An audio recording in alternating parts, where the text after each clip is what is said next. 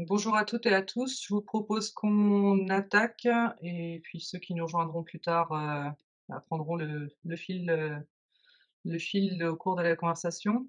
Donc bienvenue dans ce webinaire, Réussir sa transformation digitale. Notre objectif commun aujourd'hui, ça va être de partager, de comprendre et d'appréhender la transformation digitale au service des hommes et de la performance. À la fois comme levier de performance et de compétitivité, qui est, indéniable et qui est, bien souvent la raison pour laquelle on le déploie et qui est également un levier d'attractivité, notamment dans une filière automobile, qui connaît des complexités, actuellement. Donc à travers les partages que l'on va faire, l'objectif, voilà, c'est de partager nos retours d'expérience, à la fois aussi de vous donner des méthodes, des outils et des cas concrets. Et pour intervenir aujourd'hui, nous accueillerons, Guillaume, qui va se présenter. Bonjour à tous, Guillaume Demenou de la société Zozio. On expliquera ce qu'est Zozio plus tard. Moi, je suis en charge des solutions, pour nos clients, donc des solutions digitales pour les aider à transformer leur usine, sur des thématiques notamment de track and trace. Nous avons également Fabrice. Bonjour à toutes et tous. Moi, donc, je suis Fabrice Mayrault, je suis en charge de la transformation digitale pour le site de Forestia Caligny, qui est maintenant associé au groupe Forvia, qui est l'association de Forestia et de Hella, un site allemand.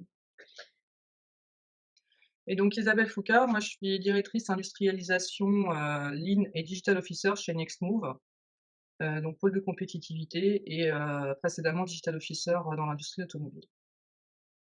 Alors l'objectif, c'est de commencer à partager et de se dire, par où et comment commencer? Qu'est-ce qu'on fait? De quoi on est en train de parler?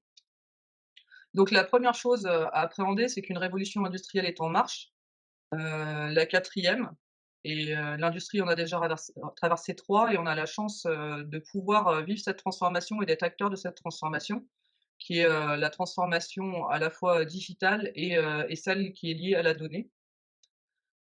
Ça commence par une prise de conscience, que quelque chose est en train de se passer et également une volonté de la direction d'emmener son équipe vers cette mutation en cours, saisir le train en marche et de partager une vision et de la construire avec son équipe. Alors, il faut aussi avoir conscience que le monde industriel change. C'est-à-dire que, avant, on avait tendance à dire que le plus gros mangeait le plus petit et maintenant, c'est le plus rapide qui mange le plus lent et l'entreprise doit s'adapter et elle doit gagner en agilité. Tout ça, ça se fait pas en partant de rien et sans base solide. C'est-à-dire que c'est vraiment quelque chose qui vient s'inscrire dans la continuité d'une démarche Lean et qui se veut être au service des hommes et de la performance, à la fois comme levier de compétitivité. C'est également quelque chose qui va permettre d'avoir une réactivité accrue, de permettre potentiellement de gérer une diversité accrue et puis également d'être une source d'attractivité pour les salariés et attirer de nouveaux talents ou fidéliser des talents actuellement en poste. Alors, on a également, pour commencer, besoin de prérequis techniques, c'est-à-dire qu'une transformation digitale, ça se fait pas tout seul. Il va falloir des prérequis techniques. Il va falloir, par exemple, une couverture Wi-Fi, une couverture GSM. Si on veut commencer à faire de l'internet des objets, il va falloir choisir les types de protocoles, le type de matériel ou ce vers quoi on veut tendre. Et puis, il va falloir définir du matériel et sécuriser ce matériel pour pouvoir travailler de façon industrielle et sécurisée pour son infrastructure et son entreprise. Ensuite, ça va pouvoir toucher l'ensemble des domaines de l'entreprise. Donc, on va vous partager la roadmap qui a été co-construite, avec, plusieurs, grands groupes pour partager, en fait, cette vision de ce qu'est la transformation, au sein des usines. Donc on a une partie, en amont qui se fait au niveau de la partie ingénierie, là où on va concevoir les produits, les process, les moyens. Et puis ensuite, on a, tout ce qui va être opérationnel, process et maintenance, faciliter le quotidien des équipes, tout ce qui va toucher à la supply chain, tout ce qui va toucher aux fonctions support, et à la partie, lean office. Et puis en colonne vertébrale de tout ça, on va retrouver en fait, une thématique transversale qui est la data et qui va nous servir en fait, de ligne directrice et qui va articuler l'ensemble de ces éléments. Alors c'est pareil, on va pas partir directement de ça pour construire sa façon de fonctionner. Il va falloir définir en fait, ce qui est pertinent et ce qui va avoir un impact sur la performance de l'entreprise. Pour ça, quand on fait du lean, on va partir du problème et on va partir du terrain et là, sur la transformation digitale, on va partir de la même manière. C'est-à-dire qu'on va concerter les équipes, on va analyser, on va prioriser et on va co-construire le maillage qui va permettre de construire non pas une démarche idéale pour faire joli, mais une démarche performante pour transformer l'entreprise, et pour qu'elle soit encore plus performante demain. Alors pour vous aider à transformer et à prioriser, on a créé un petit outil, qui est disponible, en ligne, qu'on va vous partager dans le lien de connexion, qui va vous permettre de situer votre entreprise sur une roadmap industrie du futur et de prioriser les axes qui vont impacter votre performance. Donc cette roadmap, elle va vraiment vous permettre de faire un 360°, que ce soit, sur la partie, vente et service client, marketing, achat, sur la partie support, donc finance, RH, conception informatique, ou sur la partie opérationnelle, production et supply chain. Ça vous permettra vraiment, en fait, de faire, un 360°. Alors ça se présente de la façon suivante, hein, vous avez un questionnaire en ligne qui vous permet de faire une première étape d'état des lieux pour définir où vous en êtes et ensuite, en fonction de là où vous arrivez, de pouvoir définir quelles sont les prochaines étapes qui seraient pertinentes. Thématique par thématique, vous allez recevoir au fur et à mesure un mail récapitulatif que vous pouvez intégrer à vos propres plans d'action et une fois que vous aurez terminé, vous recevrez une synthèse avec l'ensemble de la répartition de ce qui est pertinent pour vous. Ce que je vous propose, c'est qu'on passe sur un exemple.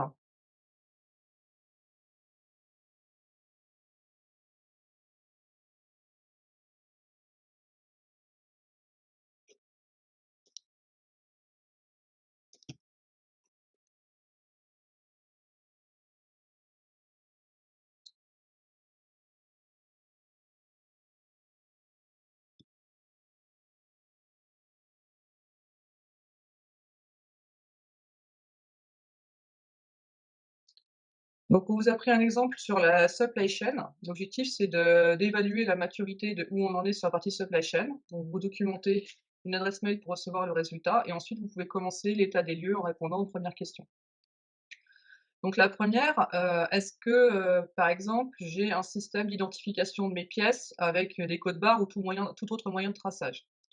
Donc est-ce que c'est plutôt oui ou plutôt non, hein? On ne demande pas, si c'est, 100 ou un pourcentage, après c'est à vous de voir ce qui est le plus pertinent et en fonction de ce que vous répondez, les questions suivantes vont se dérouler. La suivante, est-ce que, actuellement, les prévisionnels et les factures sont sur EDI ou web EDI? Ensuite, est-ce qu'une réflexion sur l'optimisation des flux préalable à une automatisation est engagée? Le sens de la question, c'est de se dire qu'avant d'aller automatiser des flux, on va les optimiser. On va pas aller automatiser quelque chose qui ne devrait pas exister. Donc on va d'abord simplifier, on va d'abord faire du lean et ensuite on va automatiser. Et si là, par exemple, je réponds non, bah, je vais pouvoir passer à la phase, de construction du plan d'amélioration. Et là, je vais me poser la suite des questions de façon différente. Est-ce qu'il serait pertinent pour mon entreprise de réfléchir à l'optimisation de mes flux et de les automatiser? Et après, c'est pas une obligation. Quelqu'un qui a relativement peu de flux avec, une massification de ses pièces, peut très bien répondre: «Non, je n'en ai pas besoin». Ensuite, est-ce qu'il serait pertinent d'avoir un logiciel de tracking pour connaître le statut des commandes fournisseurs et des commandes clients? Donc, je choisis en fonction de ce qui peut être pertinent pour mon entreprise. Ensuite, est-ce qu'il serait pertinent d'optimiser mes flux physiques et de les automatiser? Est-ce qu'il serait pertinent de passer dans une démarche zéro cariste? Et ainsi de suite. Et une fois que j'ai terminé, j'envoie mon formulaire et je récupère mes réponses pour construire mes propres plans d'action et réfléchir avec mes équipes comment je transforme chacun de ces axes qui m'a paru pertinent.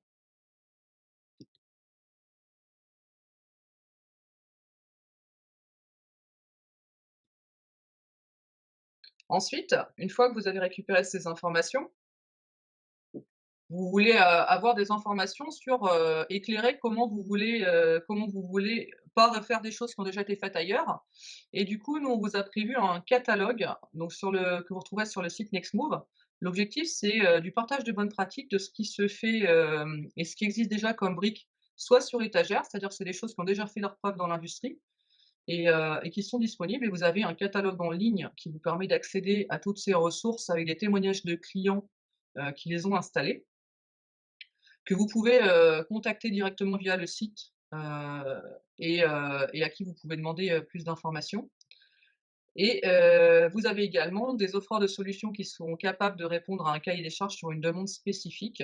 L'objectif étant de pouvoir, transversaliser rapidement des briques qui existent déjà et de pas les réinventer et de ne construire que des nouvelles briques là où il y en a pas, d'existantes. Donc là, vous avez par exemple sur le catalogue de solutions les différents types de fiches qui sont disponibles. Alors, pour les entreprises qui souhaiteraient, démarrer une démarche, heu, ce qu'on propose également, c'est d'accompagner cette démarche. Donc soit vous pouvez l'amorcer tout seul, si vous estimez que votre entreprise a la maturité de faire cette démarche. Sinon, on peut également accompagner les entreprises, à la fois dans l'autodiagnostic accompagné par des experts ou par de la coécriture de feuilles de route priorisées et également par de la formation. Ce que je vous propose maintenant, c'est, donc si vous avez des questions, de les inscrire au fur et à mesure. On a oublié de le dire au départ, mais, n'hésitez pas à écrire vos questions. On fera une session de questions-réponses à la fin. Et puis, j'invite maintenant Fabrice à vous partager le retour d'expérience du site de Caligni. Bonjour à tous et à toutes. Donc l'idée, c'est de partager avec vous l'expérience qu'on a sur la transformation digitale sur le site de Caligny Forestia. Le groupe Forvia donc a été, construit là sur, février, 2022. C'est la fusion de 2 organisations, hein, Forestia d'un côté et Ella, d'un autre côté.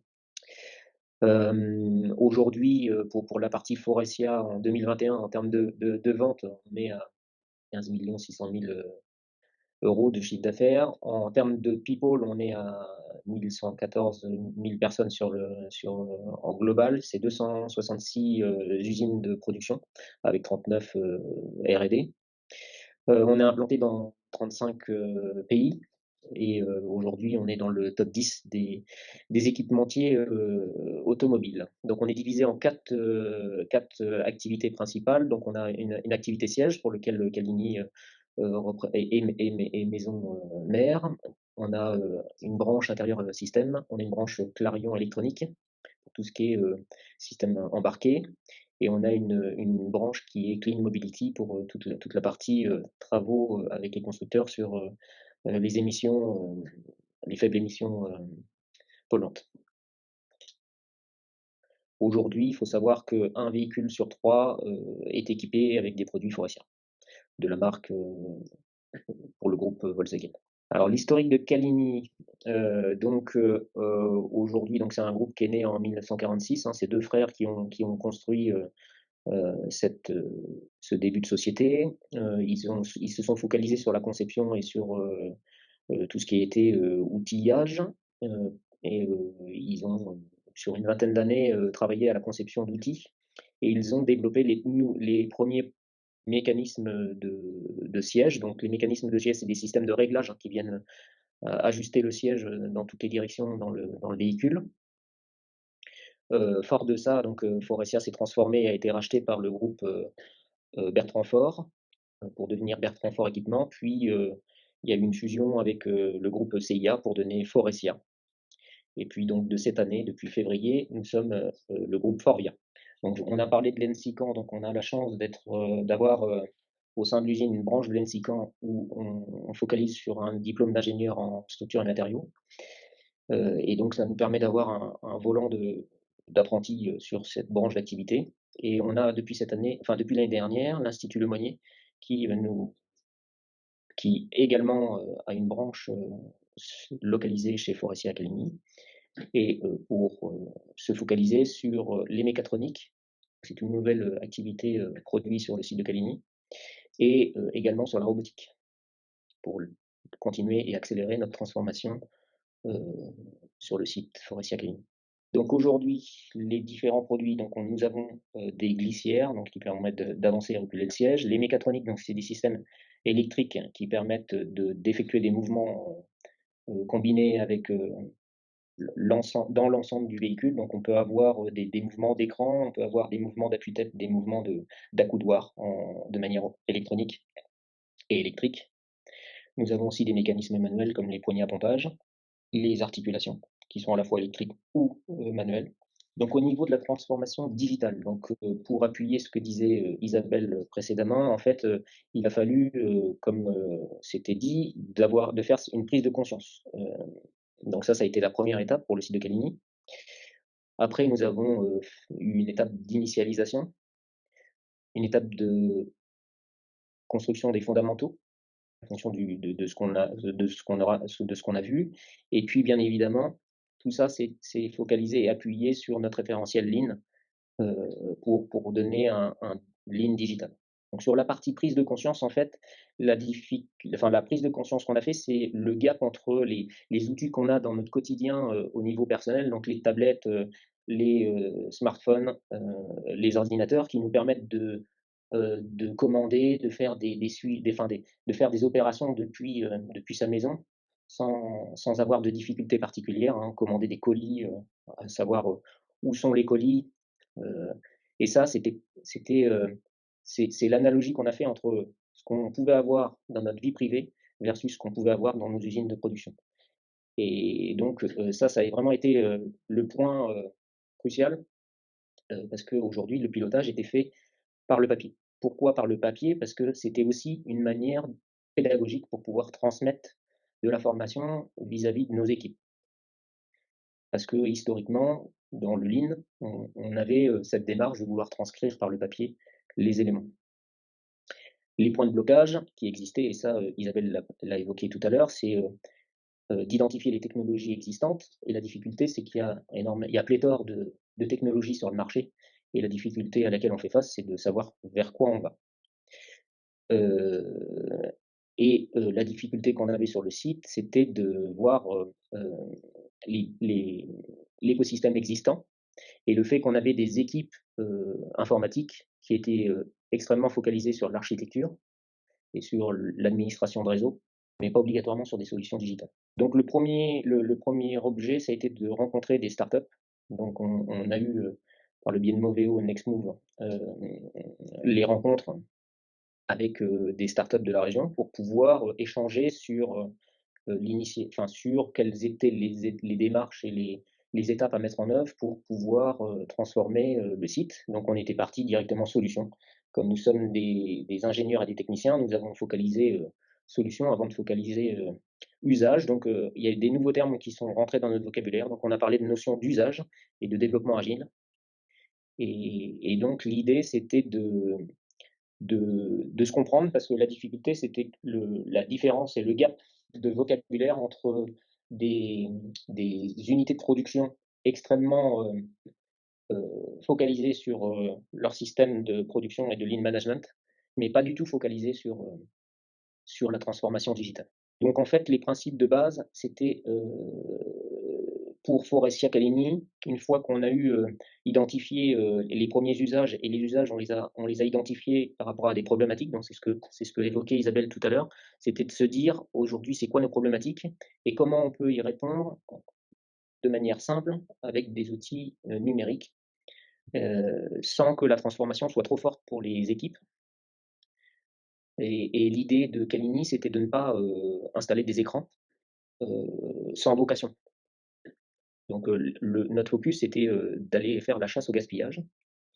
Et l'autre point, le deuxième point, c'était qu'il fallait que les outils s'adaptent à notre organisation dans un premier temps pour éviter une rupture de changement trop forte qui aurait amené un probable rejet. Donc on a fait des transitions comme le Lean par petites étapes.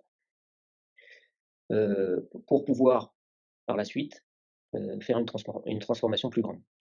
Donc comme on le disait, tous ces petits pas, ça nous a permis de collecter de la donnée et de commencer à mettre de la donnée à disposition. Et ce qu'on a vu, c'est qu'au travers de notre transformation, bah, les gens avancent avec des vitesses différentes les uns des autres, des cultures différentes les uns des autres, et si on ne coordonne pas l'effort pour mettre des règles standards au niveau du site, on se retrouve avec des gens qui avancent à des rythmes différents et des systèmes qui sont différents. Et résultat des courses, on crée des silos de données qui sont cloisonnés et dans lesquels on peut avoir des données qui sont censées être les mêmes, mais qui ne sont pas obligatoirement mis à jour en même temps. Résultat des courses, eh ben, on crée des divergences et on crée des écarts dans l'analyse. Donc ça, on a veillé à tout ça pour déjà minimiser l'effort pour la collecte des données de l'ensemble des équipes du site. Donc je vais prendre un exemple bête, mais un comité de direction, les indicateurs de direction, ils sont souvent affichés, donc disponibles à la lecture pour les tierces personnes. Et ces fichiers étaient stockés sur des PC des personnes en charge du sujet. Donc quand les gens étaient absents ou en déplacement, ben, on n'avait pas accès aux données. Donc l'idée était de changer cet état d'esprit. Donc on a commencé, comme le disait Isabelle, par le comité de direction. Alors on a bien évidemment focalisé sur la chasse au gaspillage. Donc à Caligny, on a commencé par les équipes de production. Aujourd'hui, un conducteur d'installation chez Forestia, le temps de cycle d'une ligne de fabrication, c'est 5 secondes. Toutes les 5 secondes, il y a un produit qui est fabriqué. Et donc, ce qu'on voulait, c'est que le conducteur se focalise sur sa conduite de ligne. Mais le premier constat, c'était que ce conducteur, il passait 1 heure de son temps, en moyenne, sur 8 heures de production, à renseigner des indicateurs pour son chef. Et donc, on a souhaité drastiquement diminuer ce temps de non-productivité. Et pour ce faire, donc on a travaillé sur des outils digitaux pour simplifier le fonctionnement des reporting. Donc ça a été le premier état. Ça nous a permis aussi de supprimer des temps passés par nos services support à l'analyse de données parce qu'on a généré automatiquement des rapports de production. Donc ça nous a permis de chasser les gaspillages à ce niveau-là et d'accéder en temps réel à l'information. Donc ça a été aussi révélateur. C'était pas le premier levier qu'on souhaitait mettre en œuvre, mais en fait, ça nous a permis d'accéder en temps réel à l'information et de rapidement accélérer la réactivité du site, parce que si on peut accéder en temps réel, on a une réactivité en temps réel également. Et on a aussi une escalade en automatique des informations d'écart par rapport à un objectif, sans avoir obligatoirement besoin de passer en synchronisé sur la ligne de production pour voir l'écart. Donc ça, c'est vraiment ce qui nous a permis d'accélérer et d'accroître notre TRS. Vous le verrez dans l'état des lieux de l'activité de performance de notre ligne de production, dans les slides qui viennent. L'autre intérêt, c'est que ça nous a permis de massifier et d'unifier l'information remontée sans qu'elle soit transformée, parce qu'en fait, ce qui se passe, c'est quand un conducteur de ligne note quelque chose sur sa feuille de production et qu'une personne lit la feuille de production et ressaisit l'information dans un système, elle va obligatoirement l'interpréter. Donc il y a une première phase d'interprétation, puis souvent une autre, parce qu'il y a quelqu'un derrière qui fait de l'analyse de données et qui va retranscrire l'information une troisième fois. Et donc au final, les managers, ils avaient eu 2 ou 3 filtres en amont de la donnée avant de pouvoir l'exploiter, avec le risque qu'on soit à côté du besoin de l'opérateur. Donc on est factuel et on reste sur la donnée brute. Voilà. Et ce qu'on voulait éviter, c'était de virtualiser le management. Donc ça, c'est extrêmement important. Le SMS permet d'accélérer l'information, mais la prise de décision, elle se fait sur le terrain devant la ligne. Donc ça, c'était important. Donc ça nous a permis de gagner du temps. Enfin, ça nous a permis d'éviter de solliciter les superviseurs de production, donc les chefs d'équipe, sur de la remontée d'informations, mais ça nous a permis de les focaliser sur de l'action avec leurs équipes. Ça, c'est vraiment extrêmement positif de ce point de vue-là. Et ça, on ne l'avait pas obligatoirement vu au départ. Donc en fait, si je résume, on a eu en 2016 des initiatives locales avec des startups. Ensuite, on les a validées, donc ça a été des échanges pour des prises de conscience de la transformation numérique. On a, au travers de preuves de concept, donc des maquettes digitales qu'on a mis dans l'atelier pour lesquelles on a exécuté des choses. Donc ça nous a permis de valider des preuves de concept pour amener à des usages concrets. Et on a pu mettre ces preuves de concept au catalogue Forestia pour qu'on arrive dans une phase de standardisation et de déploiement en 2019 au sein des usines du groupe Forestia. Et puis, on est actuellement dans une phase de standardisation et comme la collecte de données grandit, on commence à expérimenter depuis déjà 1 an et demi de la data science pour heu, apporter une aide aux opérationnels sur des dérives ou sur des sources d'amélioration potentielles basées sur les données extraites de nos différents outils. Donc la robotisation, vous avez des robots sur des stations laser pour déposer des pièces, manipuler des pièces. Des robots également pour toujours pour faire de la manipulation de pièces sur des chaînes, des procédés de peinture, donc peinture cataphorèse. Vous avez aussi des corobots. Donc les corobots, c'est des robots qui sont intégrés sans sécurité nécessaire et qui sont complètement intégrés dans l'environnement à côté d'opérateurs. Donc c'est des robots qui peuvent évoluer à proximité de personnes sans risque potentiel. Donc ça nous a permis de constater que bah, sur des opérations extrêmement pénibles, donc on les a focalisées sur des opérations où on avait des problématiques d'ergonomie et de sécurité pour les opérateurs, parce que c'est des postes où on avait besoin d'avoir des fréquences de changement pour éviter que les gens aient des traumatismes au niveau des membres, des mains entre autres. On est obligé de changer, de faire des remplacements de pause toutes les heures. Donc on a transformé l'essai en mettant des robots collaboratifs à proximité des équipes. Et donc ils ont été bien accueillis. Et bah, le focus qu'on voit, c'est que le robot, bah, en termes de productivité, il est au rendez-vous. Et bah, ça permet aussi aux équipes une polyvalence plus grande parce que sur cette activité-là, bah, ils n'ont pas besoin de prévoir du personnel. Donc c'est plutôt bien accueilli par les équipes. Le Manufacturing Execution System, donc en fait la partie MES, donc beaucoup veulent se lancer directement sur cette phase-là. C'est la dernière phase qu'on est en train de mettre en place, sur laquelle je me focalise beaucoup. Donc c'est la synchronisation, ça c'est le vœu pieux de tout directeur d'usine, de pouvoir synchroniser complètement son usine avec le système de gestion production. Donc nous c'est SAP, et donc on a des outils qui viennent s'interfacer avec SAP pour pouvoir permettre ça. Donc on a MIP, donc c'est un outil pour gérer le planning et le PIC PDP.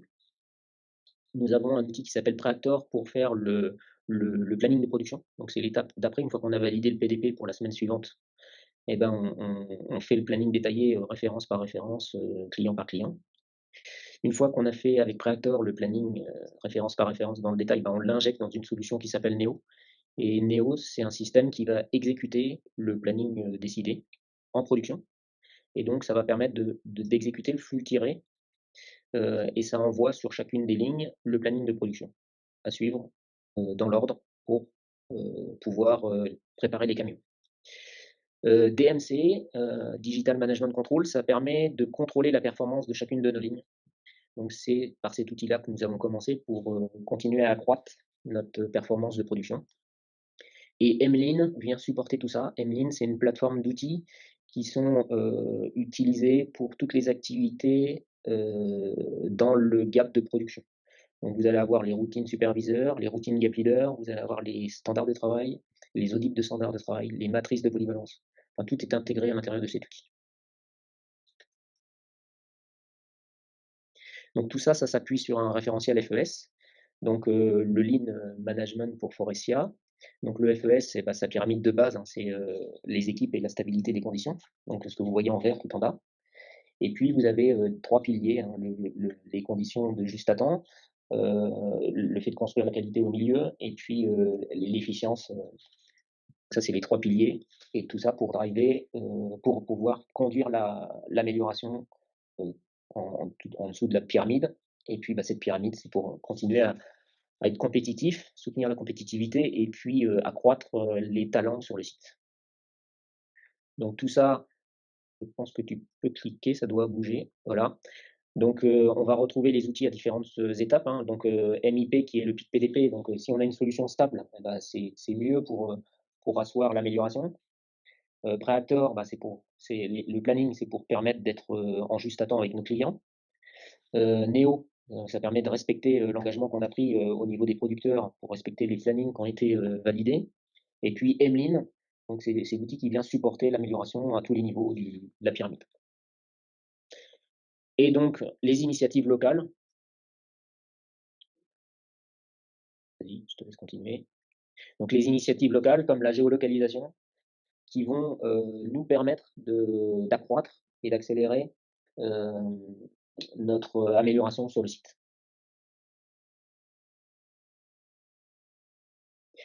Donc je vous ai parlé de DMC. Donc en fait, les équipes de production, ils avaient un papier. Donc vous avez une version papier, hein. Donc le gars, il prenait son stylo, il faisait son graphique et il venait écrire ses quantités, il faisait le cumul et il mettait ses annotations sur la feuille de papier. Donc on est passé par une phase digitale, une version non connectée, mais qui a été développée en un mois avec les sociétés locales de la région, là, et qui nous a permis de, tout de suite gagner des points de TRS, hein, parce qu'on a gagné 5 à 6 points de TRS sur chacune de nos lignes, rien qu'en faisant cet exercice-là. Et puis, bah, cet outil local, il nous a emmené, il nous emmène encore. Il est toujours sur le site, sur certaines lignes non connectées. Euh, il nous amène vers un outil standard, hein, parce que le groupe a intégré dans SAP cette version fil de l'eau. En fait, le fil de l'eau qu'on a fait sur Calini, ça a permis de faire un cahier des charges, et ça a permis de donner au groupe les éléments à intégrer dans l'outil standard pour pouvoir avoir un système intégré.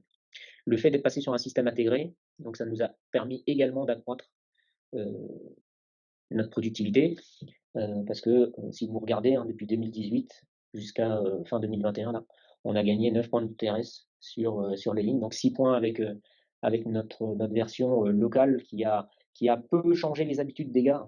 Ça a même été extrêmement bien pris en compte par les équipes de production.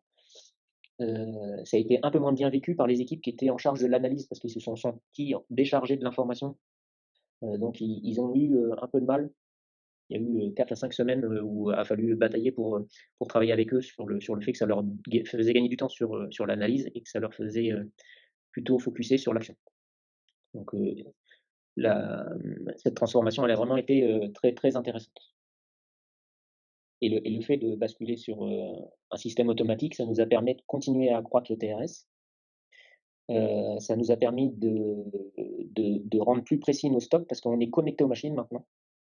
Donc en fait, c'est la machine qui déclare les pièces bonnes, donc, et c'est elle qui exécute l'opération de déclaration pour que ce soit prélevable par les équipes logistiques. Donc c'est la machine qui édite l'étiquette de production au statut déclaré, donc, ce qui permet donc au statut déclaré dans notre système de logistique, de gestion de production. Et donc bah, le producteur n'a plus d'étape de déclaration manuelle à faire dans le système. Donc ça précise nos stocks en quantité. Et ça permet aussi de préciser les, les événements de non-production, parce que la machine elle connaît le début et la fin de l'événement de non-production. Et donc là, il nous reste encore une étape de qualification des tickets en automatique. Mais la difficulté qu'on a sur Camini, c'est qu'on a des process qui sont multiples, c'est pas des simples machines. Donc sur une simple machine, c'est assez facile de pouvoir envoyer les pannes, les changements de série, la non-qualité, via l'automate de la machine. Par contre, sur une ligne multiposte, les règles pour savoir si on a des pannes simultanées sur plusieurs postes, quelles pannes on privilégie dans le rapport de production, est-ce qu'on cumule la totalité des pannes.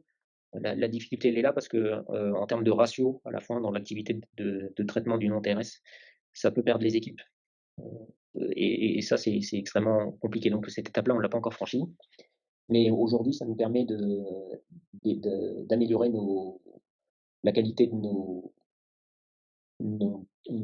données sur les micro-stoppages, enfin, les micro-stops là.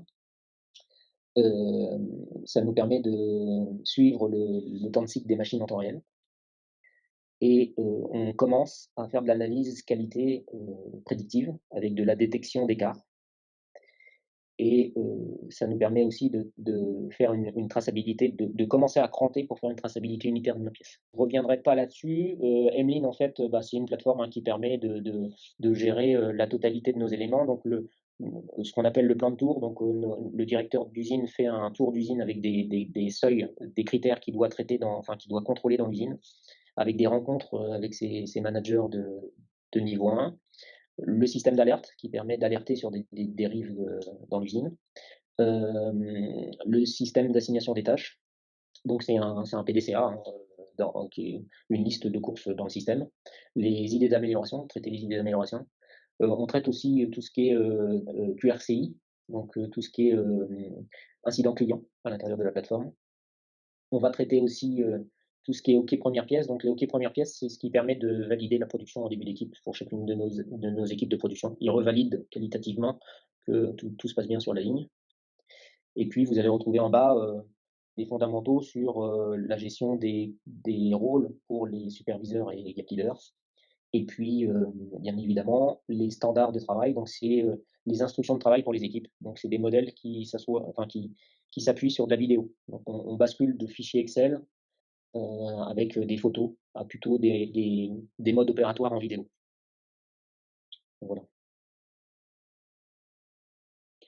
Et donc là, depuis l'année dernière, donc Isabelle évoquait le fait qu'on partait toujours d'une problématique. Donc nous, on part toujours du plan d'amélioration de l'usine. Donc au niveau de ce plan d'amélioration de l'usine 2021, dans les points qu'on souhaitait améliorer, on avait un écart lié à nos inventaires financiers tous les 6 mois. Sur le site, on fait un inventaire complet euh, de nos composants à toutes les étapes du process. Donc ça nous oblige à faire un arrêt complet du site sur 2 équipes. Et donc on a des écarts tous les 6 mois de 200 000 euros. Ça représente 0,4% aujourd'hui, mais ce qui est important, c'est on veut absolument. La difficulté de faire cet inventaire tous les 6 mois, c'est qu'on ne sait plus ce qui s'est passé au bout des 6 mois. Donc on a du mal à retrouver les causes de perte. Donc on a bien des paretos qui nous permettent d'évoquer et d'analyser les écarts, à quel endroit on a les écarts, mais c'est le pourquoi on a ces écarts qui est compliqué à historiser. Et donc l'idée de la géolocalisation, c'était de pouvoir tracer en temps réel les flux dans l'usine. Donc on travaille par lot de fabrication. Donc en fait, on travaille par bac. Et donc l'idée, c'est de tracer avec un système de géolocalisation en temps réel les informations issues de l'étiquette de production à l'intérieur du tag. Donc ça nous permet au travers de la plateforme d'avoir une info temps réel de notre flux, donc en profondeur, donc depuis les composants jusqu'à l'assemblage final. Et ce qu'on commence à identifier, c'est l'impact d'une décision qu'on a pu prendre en comité de direction au travers d'un SMS en disant bah, on va couper une équipe à tel endroit parce que on n'a pas besoin. Et cette décision, elle peut impacter 6 ou 7 heures plus tard l'aval sans sans qu'on ait fait le lien obligatoirement. Donc l'idée, c'est que cette solution nous permette de fiabiliser ça, et puis bien évidemment d'accélérer la réaction, comment je vais dire, la mise à jour de nos stocks dans notre système d'information. On a la réalité du terrain qui peut être en écart avec notre système d'information parce qu'on a un opérateur qui a fait une mauvaise déclaration. Je vais prendre un exemple. Vous avez un scanner sur une ligne de fabrication. Le scanner permet de faire la déclaration en automatique pour le gars, ça c'est génial. Mais il suffit que le gars il scanne avant la pause. Il part en pause, il revient et puis il se dit mince, je ne sais plus si j'ai scanné. Donc il reprend son scan, il rescanne. Donc il fait une double déclaration. Il vérifie pas, et puis bah, vous vous trouvez avec des doubles, triples déclarations dans le système. Donc ça c'est un exemple. L'autre exemple c'est il scanne et puis il se rend pas compte qu'il a plus de papier dans son imprimante. Résultat des courses, il va sur-déclarer et puis d'un seul coup il va se rendre compte qu'il n'a pas de papier. Donc des exemples comme ça, on en a plein qui sont liés à cette transformation. Et donc l'idée de la géoloc, c'est de vulgariser le flux et de pouvoir cranter à chaque étape du flux les éléments et par la suite d'avoir un système d'alerte sur le flux pour pouvoir challenger les stocks en se disant bah, à tel endroit j'ai toujours 4 bacs, c'est pas obligatoirement nécessaire, je peux peut-être descendre à 2 et je regarde en temps réel l'impact de ma décision sur la suite du processus. Voilà pour la géoloc. Donc la géoloc sur l'usine, donc elle fait 40 000 m². Donc vous voyez là aujourd'hui on est sur une preuve de concept. Donc on est sur le flux le plus où on a le plus fort volume. On a 5 lignes de production qui sont à 5 secondes de temps de cycle. Donc on est sur du 6 000 pièces, enfin entre 5 et 6 000 pièces par équipe sur chacune de ces lignes. Donc les volumes sont importants. Donc on part des presses. Donc c'est la zone qui est en gris. Donc la première flèche qui est en bas du graphique. Donc après on part au traitement thermique. Puis après, on va sur les lignes d'assemblage pour aller après là où on voit les camions qui sont en périphérie en haut de la slide. Donc on est sur la partie expédition. Donc on couvre un bon tiers de l'usine avec le système. Et donc aujourd'hui, en termes de feedback, on est à moins d'1% d'erreur sur ce flux. On a 230 balises pour localiser les tags. Et on a, si je dis pas de bêtises, enfin on a 230 tags et on a 40 balises pour localiser les tags. Et donc aujourd'hui, on travaille beaucoup pour que les équipes, les superviseurs puissent être coach sur la solution. Donc il faut savoir qu'ils voient en temps réel sur leur téléphone l'état de leur stock, zone par zone. Donc ça leur donne beaucoup de réactivité sur les inventaires en fait, parce qu'en moyenne, par équipe, ils passent 45 minutes à faire des inventaires. Et donc c'est ce temps-là qu'on cherche à gagner pour plutôt les focaliser sur de l'action plutôt que de l'inventaire. Voilà. Merci beaucoup Fabrice pour ton intervention. Je vais intervenir rapidement pour vous présenter Zozio. Donc on accompagne notamment Fabrice sur les éléments de géolocalisation qu'il a évoqués aujourd'hui. Alors Zozio, aujourd'hui on est une start-up de 15 personnes. À la fin de l'année, on sera 30 parce que ça y est, l'évolution commence à être très rapide. On est déployé sur plus de 100 sites industriels aujourd'hui dans le monde. Zozio est parti de plusieurs constats pour fonder son offre de solutions. Donc voilà, les constats du secteur automobile qui reviennent assez régulièrement. C'est des constats qui sont aussi présents dans d'autres secteurs. Donc des constats sur la traçabilité, l'excellence opérationnelle, des constats financiers, donc des retards de livraison en bord de ligne, des non-respect du FIFO-LIFO, une gestion des stocks qui peut être difficile, des écarts de stock, comme on l'évoquait. Donc, je vous laisserai relire ces constats, on vous enverra la présentation. Et je vais vous expliquer comment on accompagne aujourd'hui nos partenaires. Donc, on a une solution de pilotage en fait de tout ce qui est actif dans votre usine, de tout ce qui est mobile. Donc, pour ça, on a des solutions de traçabilité qui existent sur le marché, qu'on co-développe, qu'on va placer sur ces éléments. On va récupérer des données qui existent déjà chez vous, qui ne sont pas forcément extrêmement bien exploitées ou pas à fond aujourd'hui. Et on va associer ces deux données et vous les mettre à disposition sur une plateforme de pilotage.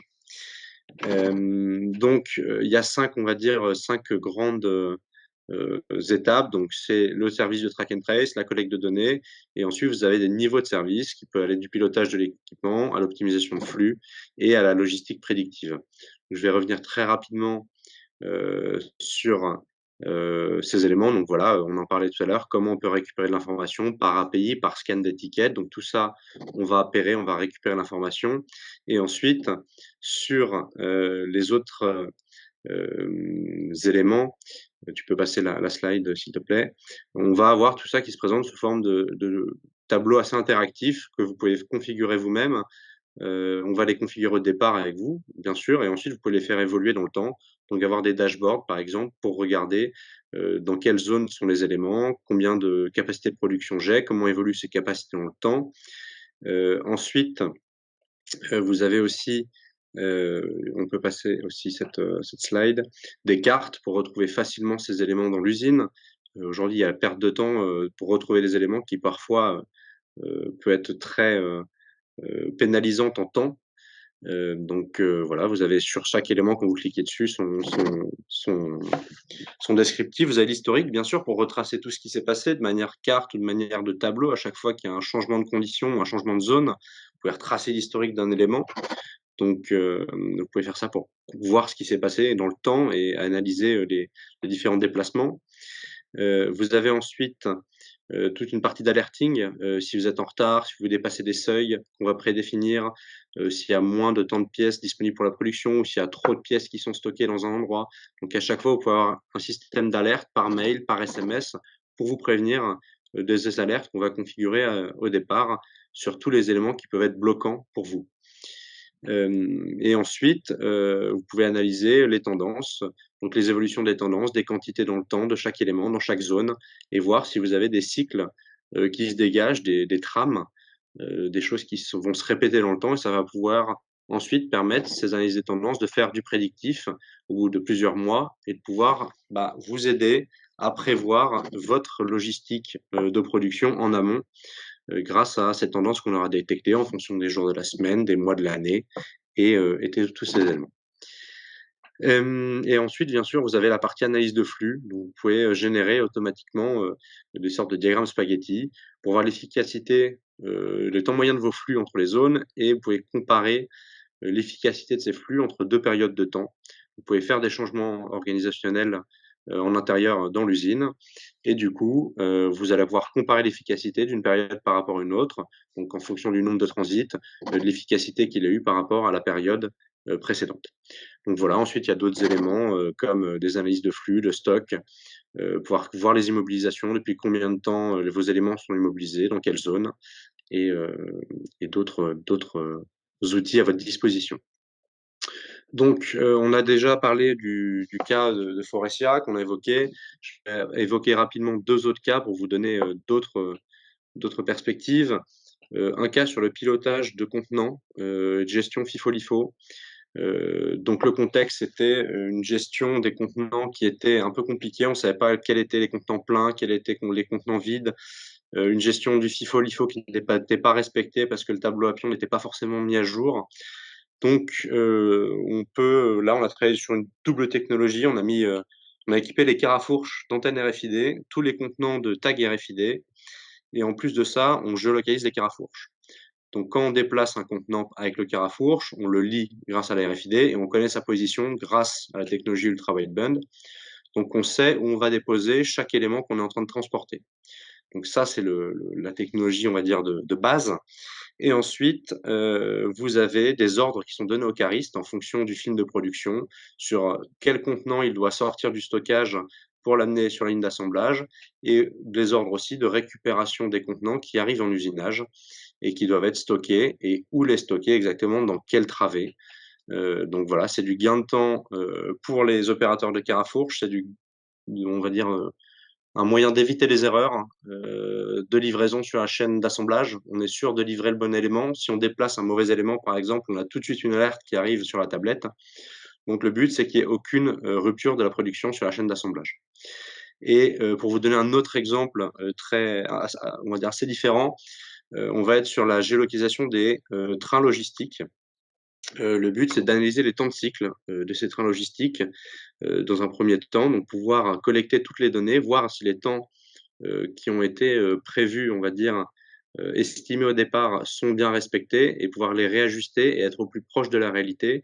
Mais c'est aussi pouvoir, en voyant tous ces temps de passage, comprendre les goulots d'étranglement qu'il peut y avoir en relation avec d'autres engins qui peuvent se promener dans l'usine, des AGV, des carafourches. Donc détecter ces zones de coactivité, comprendre pourquoi il y a du retard, et dans un deuxième temps, quand la solution est on va dire optimisée, c'est pouvoir alerter quand même en cas d'imprévu la chaîne de production qu'il va y avoir du retard et pouvoir le savoir 10-15 minutes avant et pouvoir du coup mettre des actions correctives en place pour éviter un retard d'approvisionnement. Donc voilà, je suis passé assez rapidement parce que on s'approche, on a même dépassé le temps qu'on s'était donné. Donc on vous enverra cette présentation et vous pourrez bien sûr nous poser vos questions avec grand plaisir. Je ne sais pas si on a eu des questions d'ailleurs. Oui, nous avons eu une question de monsieur Didier Boll-Redat. La transformation digitale concerne surtout la collecte de data, son analyse et potentiel changement de modèle de fonctionnement. Quel est finalement le lien avec le lean manufacturing? Cela ne serait pas plutôt un changement de paradigme et du coup, comment appréhender cela? Belle question. Je vais peut-être préciser, excusez-moi, je me permets de préciser parce qu'effectivement, en tapant la question, c'est pas très très simple. Mais en tout cas, dans la présentation de Forestia, on a vu en 2021 cette notion de data scientist. Et je crois, en ayant discuté avec différents industriels, qu'il y a peut-être une révolution là autour. Et je voulais un petit peu voir, voilà, est-ce que finalement de se rapprocher du lean, c'est peut-être pas se tromper dans la transformation digitale, et que les outils aujourd'hui, alors je compare, aujourd'hui, j'ai pas suffisamment de connaissances sur les métiers de data scientist, mais il semblerait, pour avoir, voilà, pour être black belt, comprendre que la difficulté à, à comprendre les interactions entre différentes données est complexe, et qu'aujourd'hui, les outils de la transformation digitale pourraient nous permettre, en tout cas, de faire des corrélations beaucoup plus puissantes que ce qu'on est capable de faire intellectuellement, nous, en tant qu'ingénieurs. Et je voulais savoir si c'était... parce que finalement, pour moi, la transformation digitale, et je crois que c'est ce qui a été dit, c'est pas vraiment de robotiser ou d'automatiser, c'est vraiment de passer un cran plus loin. Donc voilà, ma question, elle était là autour. Voilà, c'était juste pour avoir un petit échange. Pour moi, c'est vraiment d'emmener, c'est dans la continuité de la démarche Lean pour aller plus loin. En fait, c'est l'usine augmentée, c'est l'opérateur augmenté, c'est le manager augmenté. C'est comment on emmène plus loin, mais sur des briques, de systèmes robustes et mûrs. Donc le système Lean et la maturité Lean est essentielle pour que ça tienne debout et que ça serve à quelque chose, en fait. On va pas aller digitaliser des gaspillages, on va pas aller automatiser des gaspillages et on va pas exploiter de la data sur des choses qui ne servent pas, mais on va vraiment, cranter et aller plus loin. Parce que quand on collecte de la donnée en ligne pour faire de l'optimisation, de performance, ça consomme du temps et en gros, on va éliminer toute cette NVA et la traiter automatiquement pour apporter plus de valeur au manager et aller plus loin sur la prise de décision. Alors, pour répondre sur la data science, en fait, on a lancé plusieurs chantiers de data science sur le site de Caligny pour nous aider sur la maîtrise de nos procédés, entre autres, sur des activités pour lesquelles on est reconnu en Europe, entre autres le découpage fin.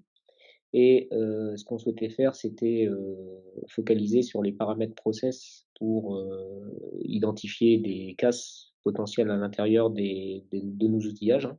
C'est une boîte noire.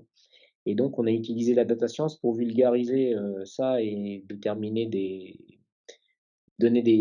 pistes de détection de défaillance. Et ça fonctionne. La difficulté qu'on a, c'est ça fonctionne avec des algorithmes complexes, des IA.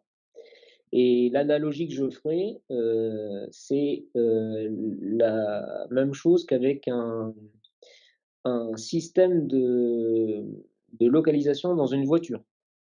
Je maîtrise le terrain, je désactive le système de géolocalisation parce que je connais parfaitement les lieux, donc il n'est pas question que ce soit le système qui m'explique par où je vais passer, parce que j'ai décidé que je passerai par le centre-ville et pas par la rocade.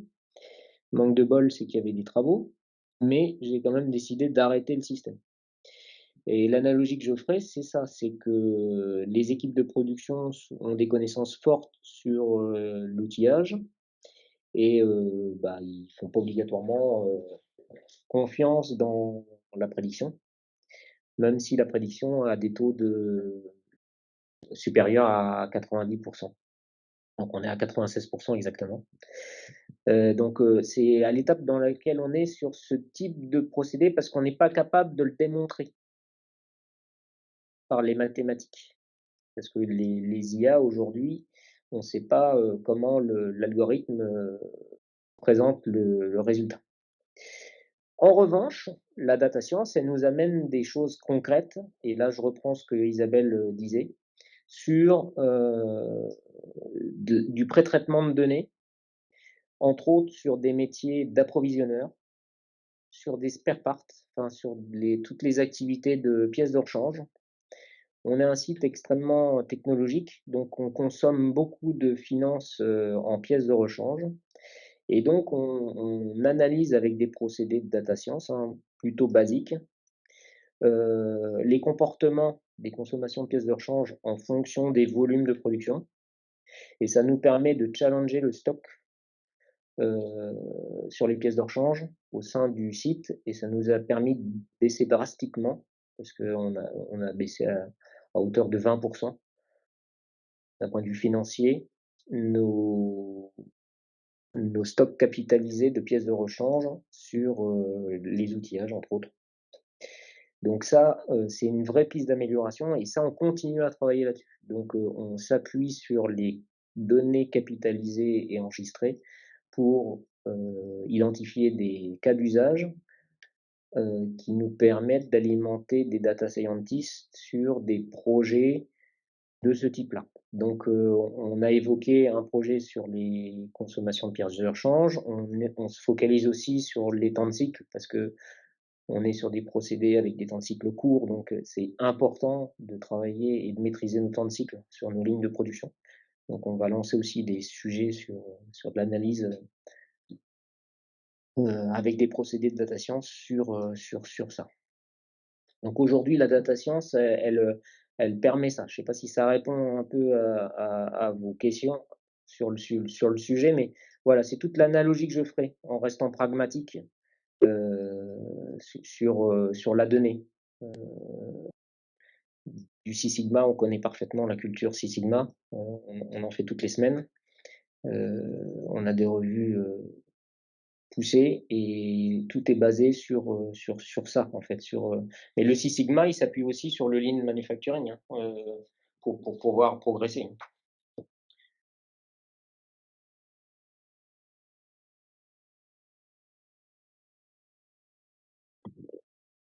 Voilà, je ne sais pas si ça répond à votre question, sur vos questions par rapport à cette transformation. Oui, en partie, merci. En partie. C'est un sujet vaste de toute façon, donc, mais C'est un sûr. vaste merci, sujet merci basé. en tout cas pour les exemples. De rien, merci.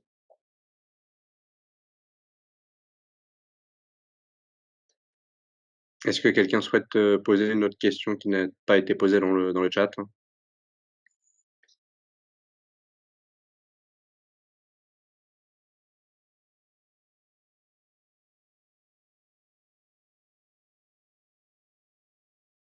J'en conclus qu'on a été plutôt clair, tant mieux.